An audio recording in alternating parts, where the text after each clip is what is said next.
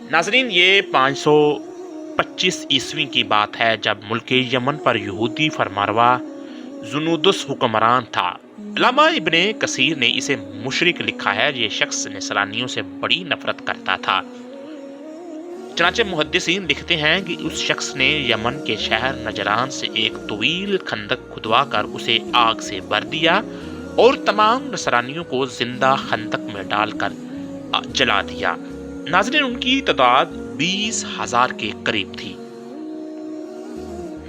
پھر ایسا ہوا کہ مسیحوں کے خون کا بدلہ لینے کے لیے حبشہ کا عیسائی سلطنت نے قسطنطنیہ کی رومی حکومت کے ساتھ مل کر یمن پر حملہ کیا۔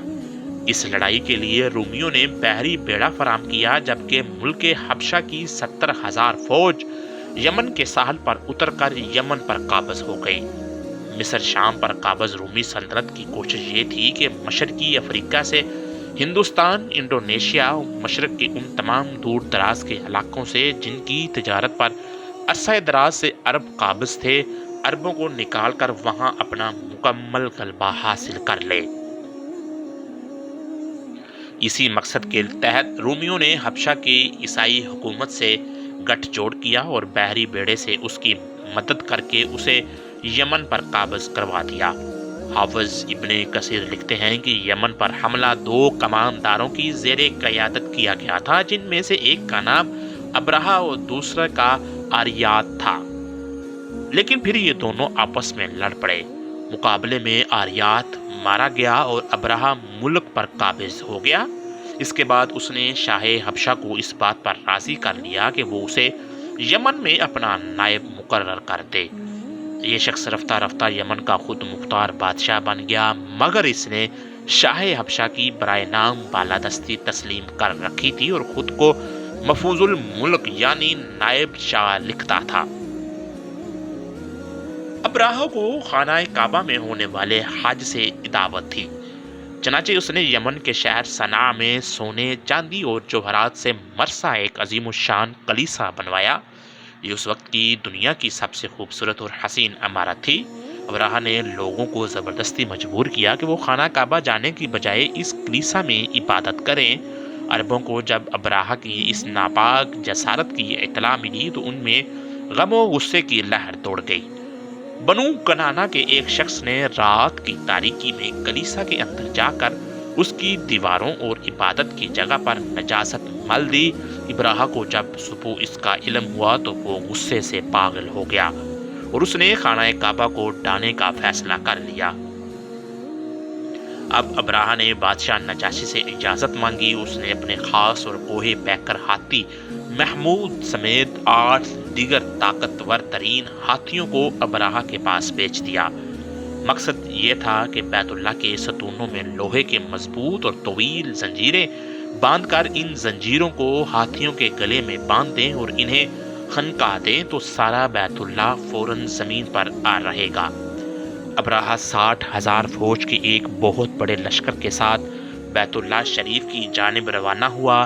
فوجی لشکر کے آگے 9 یا 12 قوی ہیکل ہاتھیوں کا ریوڑ تھا، جس پر ماہر ترین تیر انداز سوار تھے۔ درمیان میں نجاشی کی خاص ہاتھی محمود پر ابرہہ غرور و تکبر سے سرشار، ریشم و کم خواب کے گدوں پر پرجمان اللہ کے گھر کو ڈھانے کے لیے نکلا۔ اہل عرب نے ایک جنگجو ذوالفر کی قیادت میں ابرہہ کے خلاف مزاحمت کی، لیکن اللہ تعالیٰ نے اپنے گھر کی خود حفاظت فرما کر رہتی دنیا تک کے لیے باطل قوتوں کو پیغام دینا تھا۔ چنانچہ اہل عرب ناکام ہوئے اور ذوالفر کو قید کر لیا گیا۔ راستے میں قبیلہ خصم کے مقام پر قبیلے کا سردار نفیل بن حبیب اپنے قبیلے کو لے کر مقابلے پر آ گیا، مگر وہ بھی شکست کھا کر گرفتار ہو گیا۔ کفار کا یہ ٹڈی دل طائف کے قریب پہنچا تو طائف کے رہائشی قبیلے ثقیف کے لوگوں نے اس فوج سے مقابلہ نہ کرنے کا فیصلہ کیا۔ گرد و غبار کا یہ طوفان نہایت تیزی کے ساتھ مکہ مکرمہ کی جانب بڑھ رہا تھا۔ بیت اللہ شریف سے 8 کلومیٹر دور مزدلفہ اور منا کے درمیان وادی محصر پہنچ کر ابرہہ نے پڑاؤ ڈالنے کا اعلان کر دیا۔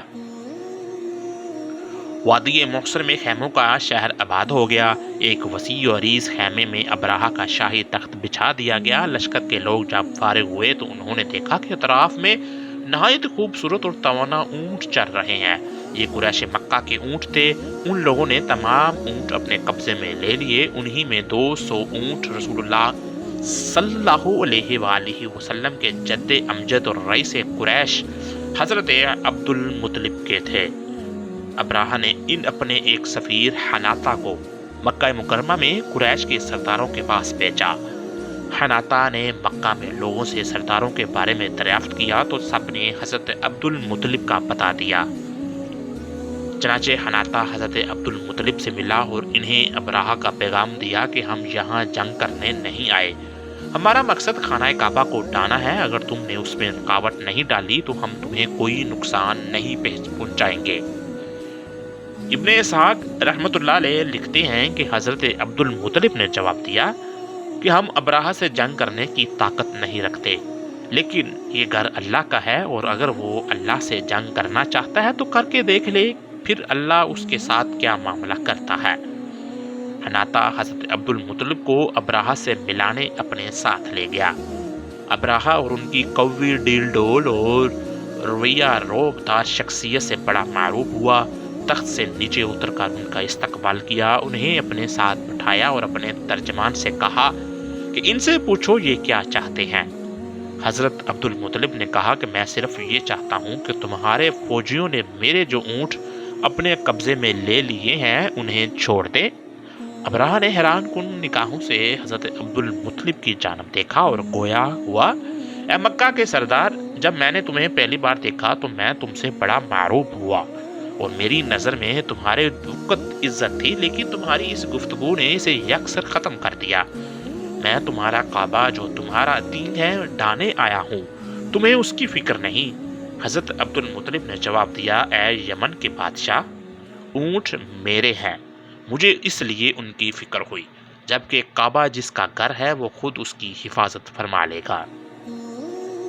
ابراہہ نے بڑے تکبر کے ساتھ کہا، اے رئیس مکہ، آج تمہارا خدا اپنے گھر کو ابراہہ کے ہاتھیوں سے نہیں بچا سکتا۔ چنانچہ اس نے فوری طور پر کعبے کی جانب کوچ کا حکم دیا۔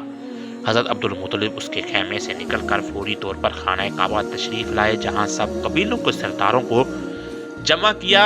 حضرت عبد المطلب نے ان سرداروں کے ساتھ بیت اللہ کی چوکھٹ پکڑ کر یہ دعائیں کی۔ مشرکین کا یہ معمول تھا کہ ہر مصیبت کے وقت وہ بیت اللہ میں رکھے 360 بتوں کو بھول کر حضرت ابراہیم علیہ السلام کے اللہ ہی کو پکارتے اور اسی سے دعا مانگتے، اور پھر مہربان رب ان کی دعائیں قبول فرماتا اور ان کی حاجات پوری فرما دیتا۔ حضرت عبد المطلب کو یقین تھا کہ اس مرتبہ بھی اللہ ان مشرکین سے اپنے گھر کی حفاظت فرمائے گا۔ رب کعبہ کے حضور کریا وزاری کی کے بعد حضرت عبد المطلب اپنے قوم کو ساتھ لے کر مکہ کے مختلف پہاڑوں پر چڑھ گئے۔ ابراہہ مکے کی جانب کوچ کا حکم دے چکا تھا۔ صبح ہوئی تو ابراہہ کے خاص ہاتھی محمود کو خصوصی طور پر آراستہ کیا گیا۔ اسی اثنا میں نفیل بن حبیب، جنہیں راستے سے ابراہہ نے گرفتار کیا تھا، یہ آگے بڑھے اور ہاتھی محمود جس کا نام تھا اس کے کان پکڑ کر سرگوشی میں کہا، اے محمود، تو جہاں سے آیا ہے وہیں سے ہی سالم لوٹ جا، کیونکہ تو نے اللہ کے بلاد الامین یعنی محفوظ شہر میں ہے۔ یہ کہہ کر اس کو کان کو چھوڑ دیا۔ ہاتھی یہ سنتے ہی اپنی جگہ پھیل کر بیٹھ گیا۔ ہاتھی بانوں نے اس کو اٹھانے کے لاکھ جتن کر ڈالے مگر وہ ٹس سے مس نہ ہوا۔ اسے بڑے بڑے آہنی تیروں سے مارا گیا، اس کی ناک میں لوہے کا آنکڑا ڈال کر اذیت پہنچائی، لیکن وہ پھر بھی کھڑا نہ ہوا۔ لوگوں نے اس کا رخ یمن کی جانب موڑا تو فوراً کھڑا ہو گیا۔ ہاتھی بانوں نے اسے ملک شام کی جانب چلانا چاہا تو چلنے لگا۔ ہاتھی کو تینوں طرف سے چلایا تو وہ چلنے لگا، لیکن جیسے ہی اس کا رخ مکہ مکرمہ کی جانب کیا وہ پھر بیٹھ گیا۔ ابھی یہ پریشانی ختم بھی نہیں ہوئی تھی کہ ابراہہ کی فوج کو سمندر کی جانب سے آنے والے بے شمار پرندوں نے گھیر لیا، جن کی چونچوں اور دونوں پنجوں میں چنے یا مسور کی دال کے برابر 3 کینکریاں تھیں۔ روایات میں ہے یہ پرندے عجیب طرح کے تھے جو اس سے پہلے کبھی نہیں دیکھے گئے۔ یہ کبوتر سے چھوٹے تھے، ان کے پنجے سرخ تھے۔ پرندوں نے یہ کنکریاں ابراہہ کی فوج پر برسا دی۔ ایک ایک کینکر نے وہ کام کیا جو گولی ریوالور کی بھی نہیں کر سکتی۔ کینکر جس پر پڑتا اس کے بدن کو چھید ہوتا ہوا زمین میں گھس جاتا۔ یہ عذاب دیکھ کر سب ہاتھی باغ کھڑے ہوئے۔ لشکر کے سب لوگ اس موقع پر ہلاک نہیں ہوئے بلکہ اطراف کے مختلف راستوں میں بھاگتے ہوئے مرمر کے گرتے چلے گئے۔ ابراہہ کو چونکہ سخت سزا دینا مقصود تھی تو یہ فوراً ہلاک نہیں ہوا بلکہ جسم کا ایک ایک جوڑ گل سڑ کر گلنے لگا اور اسی حال میں واپس یمن لایا گیا، یہاں تک کہ وہ دارالحکومت صنعا پہنچ کر اس کا سارا بدن ٹکڑے ٹکڑے ہو کر بہہ گیا۔ ابراہہ کے ہاتھی محمود کے ساتھ 2 ہاتھی بان وہیں مکہ مکرمہ میں رہ گئے، مگر اس طرح کے دونوں اندھے اور اپاہج تھے۔ ناظرین، اصحاب فیل کے اس عجیب و غریب واقعے نے پورے عرب کے دلوں میں قریش کی عظمت بڑھا دی اور سب ماننے لگے کہ یہ اللہ والے لوگ ہیں جن کے دشمنوں کو اللہ تعالیٰ نے ہلاک کر دیا۔ اصحاب فیل کا واقعہ امام الانبیاء سید المرسلین رحمۃ للعالمین حضور اور رسالت مآب حضرت محمد مصطفیٰ صلی اللہ علیہ وآلہ وسلم کی ولادت باسعادت سے 50 یا 55 دن قبل ماہ محرم 571 عیسوی فروری کے آخر یا مارچ کے اول میں پیش آیا۔ یہ در حقیقت ایک تمہیدی نشانی تھی جو اللہ نے اپنے نبی اور کعبۃ اللہ کے لیے ظاہر فرمائی تھی۔ بیت المقدس اس دور میں دین حنیف کا قبلہ تھا، وہاں کے باشندے مسلمان تھے، اس کے باوجود اس پر مشرکین قابض ہو چکے تھے۔ 587 قبل مسیح میں بخت نصر اور 70 عیسوی میں اہل روما بیت المقدس پر مسلط ہو چکے تھے، لیکن اس کے برخلاف کعبے پر عیسائیوں کا تسلط نہ ہو سکا، حالانکہ اس وقت یہی مسلمان کہلاتے تھے اور کعبے کے باشندے مشرک تھے۔